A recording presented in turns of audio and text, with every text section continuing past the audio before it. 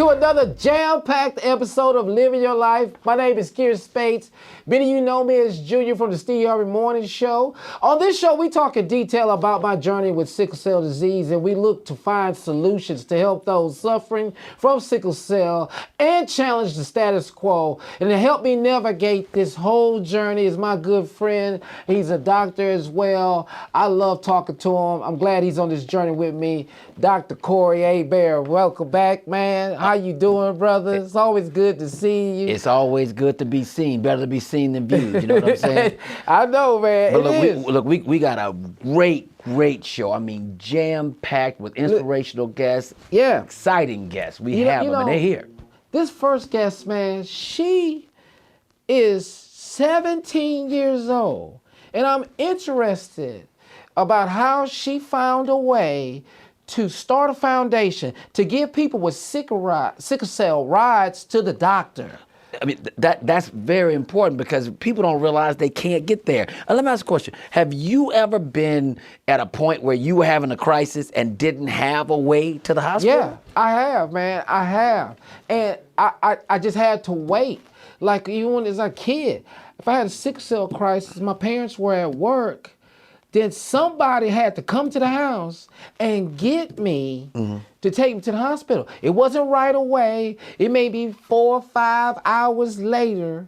Somebody shows up and says, hey, get in the car. By this time, I'm not walking. Sure. My hips is hurting.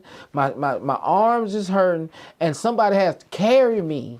So this is important about not just going to the doctor, keeping that relationship with your doctor and your doctor's appointments for longevity. Absolutely, because every moment that you don't get to the hospital, damage is being done. People don't realize that this is a chronic situation. So if it takes you 7 hours to get to the hospital, that's 7 hours worth of damage to your spleen, to your liver, to your lungs. So that's why this is trying to get people there is very important. I think so, man. I think that's highly important because I remember doctors saying that. Y'all will always say, keep this relationship. And I know we're talking about, I don't like going to the doctor. No. Hey, wait. No, I'm just saying. I'm taking it personal. No, don't say that. But you know, people say, I ain't going to the doctor. There's got to be something wrong. Yeah. But it's the relationship with your doctor Absolutely. with sickle cell that keeps you here. So he can see something that's happening and make a pivot for you. That's right. And that's what going to your hematologist does, going to your primary care physician does, is keeping the relationship and say, hey, something feels a little off about when I'm having these crises, you know. Well, people are scared. They be scared because they think about Miss Mary, go there, she got some pain, and then they do a surgery, they open it up, the air hit it, and then it spread. No. Just people. Air spreading did not kill Miss Mary. Miss Mary not going to the doctor for 27 years with that pain killed Miss Mary. Yeah, man. So I'm interested to find out how she does this. Yeah. She's 17 years old. We have her and her mother here. I think this is going to be a great show, man. Hey, I'm so excited to talk to this next guest. Reem Siddiqui saw there was a huge need in the sickle cell community of her hometown of Detroit, and she decided to step in and fill the gap. She took action and started a foundation called Micaringheart. Reem's mother is a pediatrician at one of Detroit's primary sickle cell disease clinics. Please welcome to Living Your Life, Reem Siddiqui and Dr. Rana Khatib. How y'all doing this? Doing great. Doing great? Yeah. Y'all feeling good? Yeah. We are. Good. Welcome to Living Your Life. I got to be honest. Because I read this story, Dr. Hebert. Sure. And I wanted to talk to this young lady because starting a foundation based upon giving people with sickle cell rides to make it, whether it's to the ER, whether it's to their doctor's appointment, whether it's to their transfusions, all of these things. And she's only 17. One of the biggest things is trying to get to where you need to be with sickle cell. We know that. Yeah, we do know that. And Reem, This has got to make you feel good when you do this. Yes. Yes. Yes, definitely. And let me ask you this. How long have you been doing this right now? Sure. Okay. So I originally came up with this idea. Well, actually, let me start further back. So when I was younger and I would have a day off from school with snow days, kind of like how I have one today, Right. I would go with my mom to work, and I saw that some of her patients couldn't come to their appointments because they couldn't find transportation to get there. And Mm-hmm. when I was old enough to understand this, that's when I decided I wanted to help out. And so in July of 2021, I approached my parents with the idea of collecting funds to provide rides for these patients to come to the hospital. And they said, why don't we make it a nonprofit? And my parents helped me set up a bank account and file for the nonprofit status, a 501c3, Mm-hmm. so that I could make this an official thing. And they had to help me because I'm a minor and it's more adult stuff to do. But they Right. had to Right. Because you they had to you help. can't have foundations in your name. Right. So so I originally brought this up in July of 2021, which is when I started working on Mm-hmm. it and created my website. And then I actively began collecting donations in December of 2021. And between December of 2021 and February of 2022, I was able to collect $12,000. And that was solely from donations from family and friends. And then I'm collecting year round, but again, between December of 2022 up until now, I've collected Come $18,000. on. So I'm currently at a total of approximately $30,000, and I want to continue working on this year round for as long as I can. Well, Great. I know grown folks that have never seen thirty I thousand did dollars. too, and they in my family. I tell you Exactly, mine too. My nephew won. Ain't never seen 30,000. There you go. There you go. Wow, Okay. congratulations. Congratulations. That is Thank you, big. thank you. But I would call you Doc because I nickname everybody that I like Dr. Rod. And let me just ask you this. You actually, and I want to bring this full circle, you actually work in a sickle cell clinic. That's You actually seen the hurt and the pain and the mistreatment. How did that make you feel when your daughter wanted to take up this project? so, sickle cell has been family conversation since Reem was a kid. She was coming in the hospital with me on snow days. When I at home, I would be always, saying things like so and so didn't come because of rights. So, it's a dual thing, right? I see them as a physician and I Mm-hmm. see all the things that are going wrong and which could have been done right for them. And then when my daughter comes and decides she wants to help it couldn't have made me prouder because at one end I'm proud as a mom and the other end as a physician who cares a lot for her patients. It really makes me happy that someone saw the need and said I'm going to do something about it. And now I'm actually firsthand seeing my patients not miss appointments because they have a system in place that they can call and get a ride and not worry about going back. Is just something I cannot describe how it feels, but it makes me proud, happy, and satisfied. Yeah, it has to. Doc, you know, this is the type of people we're looking for right here on Living Your Life that are showing you there are other areas in our community that needs addressing because getting to your appointments is important for longevity. It is. Let me look at this. When I talk about trying to get patients to get to where they need to be, we're trying to do that mentally, but the physical part, like I mentioned, is a part of this phenomenon of trying to keep your appointments.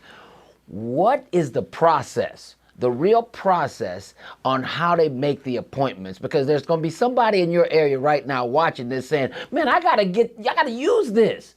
And some people are older; they can't really negotiate the computer and that kind of thing. Walk us through it.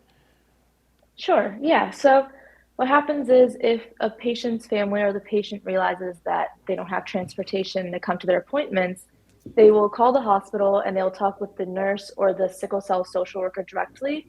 And the social worker will use the funds that were donated and directly contact with the family to help arrange for their ride to and from the hospital. And this is with a cab service that is contracted with Children's Hospital of Michigan. So in this way, the patients and their families won't have to worry about getting to and from the hospital, along with all the additional, trying to think of the word, but along with all the additional worries of the appointment itself. Yeah. Well, you got this all worked out. You got this all Yes. worked out. How old are you again? 17. Okay, all right. Yeah. Now, Yes. now let me ask you this. Can you give me this ring? Can you give me this? Can you tell us a story of a patient that stands out to you? Do you have somebody that you knew your foundation was making a difference with? So I'm not 100% sure if I'm allowed to say the name, but there was also a story on one of the patients that uses these funds. And there are many who use it, but the specific example that I'm thinking of is a 3-year-old boy whose mom is a single mom and she has 3 other kids. And she does not have any mode of transportation of her own. So there's that. And then there's also the fact that public transportation in Detroit is not very reliable. And she lives approximately 25 miles from the hospital. Oh. So that would require lots of bus changes and changing different transportation, which is a bit of a hassle. And it's really hard for her to get to the hospital because sometimes she can get there and she can't get back and she has to worry about her kids at home. So I met with her and her son, and they had the story coverage on them, and they were talking about how appreciative they were of Micaringheart and how it's been able to help so much, where they don't have to worry about getting to the hospital and then getting pretty much abandoned there and having no way to come back home. Well, Kier, let me say this. This is very interesting because the social determinants of health, where we live, where we love, where we work, and where we play. Doc, you know that makes all the difference in the world, right? The social inequalities, the medical inequalities with African Americans and all people of color versus other groups. This makes a difference because this is a tangible thing to get people to where they need to be. And when we start talking about, all these social determinants of health, this is where the problem is, Kier. I believe that because I can tell you, I've needed rides. Sure. In college, in the middle of a sickle cell crisis, in my dorm room, all my roommates are at the party. I'm in a crisis. So my mother would have to find somebody to come drive to Prairie View A&M, pick me up, and get me to a hospital. Sure. If I had Micaringheart, That's right. probably wouldn't be an issue. See, that's how big what you're doing. It's important you understand the magnitude of what you're contributing to this community. You're giving people rides to live longer. That's right. That's what I want to make sure this point is noted, because the biggest issue we have is people with sickle cell keeping up with a doctor. That's right. Am I right or wrong, Doc? That's correct. Absolutely. Getting us in here to make our appointments to live longer is important. The damage is being done. The longer you're not treated, the longer you have to not get to the hospital, the more damage is being done. And when that happens, that cuts out your longevity. That stops days, years from your life. And that's why what you're doing makes the biggest difference. It does. Now, Doc, let me ask you this, Doc. What do you see the biggest issue in care in Detroit? What are you seeing some of the issues that are not being addressed versus others? So, our clinic has about 700 patients with sickle cell disease, and it's one of the largest pediatric sickle cell clinics in the country. And over 90% of our patients are from inner city Detroit and have limited resources. Lack of transportation is one of the biggest pieces of the puzzle for when it comes to coming for hospital appointments, as you guys have rightfully pointed out. If they can't get to the hospital, they cannot get their medications, they cannot get their transfusions, and it is a spiral down effect, which it affects their health, it affects the longevity. so there are so many other social determinants and things that Reem has in plans for her future that can help patients, live longer and not suffer. And I don't want to take it away from her because this is something she has in mind, and I would like her to talk about it. Well, tell us about the Yeah, future of Micaringheart. that's then. right, that's 'Cause I'm right. tell you right now, I feel like if I'm going to a doctor appointment, I'd be dressed like this, knowing Micaringheart coming to pick me up. I'll be right. out there by appointment at 11. I'll be out there since 8. Micaringheart coming. with your tie on. Yeah, With my everything. I tie look just like With that. my tie Ooh, my ride be here in a minute. What's the future plans for Micaringheart? Tell us, Reem. Yes. So, as you know, for the past 2 years, I've focused solely on collecting donations for the transportation of patients with sickle cell to and from the hospital. And in the future, I would like to collect donations to pay for heating and electricity because in the winter or colder Come on. temperatures, which is Come really on. common here in Michigan, it can cause a pain crisis. Come And if on. it is too severe, it can lead up to bringing them to the ER. So if I'm able to eliminate the root of the problem at the beginning, then it could cause a lot less pain and worry in the future. Social determinants of health. Come It's on. cold outside, you get a crisis. You know, we struggle every time the temperature gets around 50. For me, I get nervous. I really do. And that is a big thing. That's why I said I can't imagine living in Detroit with sickle cell knowing how cold it is. That's right. Those people have to come in and out that hospital because of the cold. That's right. And you saying, I want to pay the bills, the heating and electric for people with sickle cell. Praise God. I hope this comes true, because imagine having sickle cell and no heat. You mean, look, we have sickle cell. You can't even get in a cold swimming pool. No. You can't even swim. We can't. I had to swim, Reem. And Doc, you know it's true. The only time I could comfortably go swimming had to be at noon. I bet not get in the pool at 6 p.m. High noon. High noon. I can't get in the pool at 6. I got out the hospital one time, went down to the pool next day to play with my friend, and was back in the emergency room. That's right. Well, now, let me ask a quick question, because Yeah. this is a question that now means more than it did at the beginning of this episode. How can we donate to make this a reality? Yes. That's what I want to know, because That's there are what I people wanna out there that want to help you, including me, including Yes. So I have my website, Micaringheart, except instead of MY, it's MI for Michigan. And you can go to micaringheart.com to the donate tab, and you can pay either through PayPal, which you don't actually have to have PayPal to donate, or you can donate through Venmo, and there's also an address on there where checks can be mailed to. Business, you go. Businesswoman, ladies and gentlemen. Let me ask you something, Ray. What is your future plans for you? What do you see yourself at? What do you think you're going to be doing? Because she's a businesswoman now. already- I thought she might want to be a doctor, but why would she want to go do all that? I mean, well, both her parents are doctors. I know. I see doctor somewhere in there. But what is it you want to do for you in the future? What can we expect from Reem Siddiqui? So I definitely am very interested in public health and health equity, and just being able to help everyone I can, and kind of how we keep mentioning the social determinants of health play a huge role in everything. I want to continue looking at those and making sure that I can find ways to eliminate problems as much as I can and help people as much as I can. You know what? You have been great, Doc. Thank you so much, Dr. Rana. She must be so proud. You must be have so to be, proud. as a mother, Thank you. as a doctor. And Thank has this ever happened? Has your daughter sent one of your patients to you where you sit there? I came with Micaringheart. I told Reem, this is what y'all doing.